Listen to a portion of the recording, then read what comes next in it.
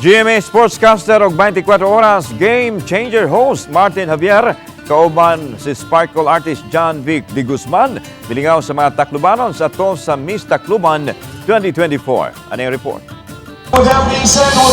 Sa month-long celebration sa tinuig nga Sangyaw Festival 2024 sa Tacloban City, Leyte, danghan ang giandam nga mga kalingawan alang sa mga Taclobanon usan niini ang Miss Tacloban 2024. 13 ka mga kandidata ang nag-indigay sa ilang kaanyag aron maangkon ang titulo. Ang sportscaster og 24 Oras Game Changer host Martin Javier mo'y nahimong opisyal nga host sa ikaduhang higayon. Introduction pa lang, pasabog na ang opening numbers sa mga kandidata. Aduna sa swimsuit competition o best in evening gown. Usa sa mga highlights sa events, maong pagharana ni Sparkle artist o abot kamay na pangarap star, John Vic de Guzman, sa mga kandidata o sa mga Taclobanon nga mitambong sa kalingawan.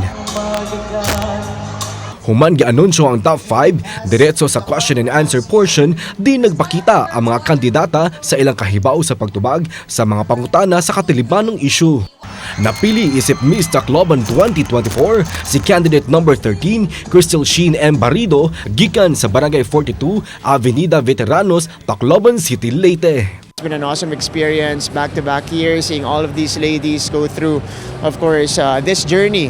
And congratulations sa lahat ng mga nanalo at syempre congratulations sa mga candidates natin for making it this far in the competition. It's a learning experience for them. I'm sure this is just the first step of their careers, but overall, it's great to be here for the second straight year.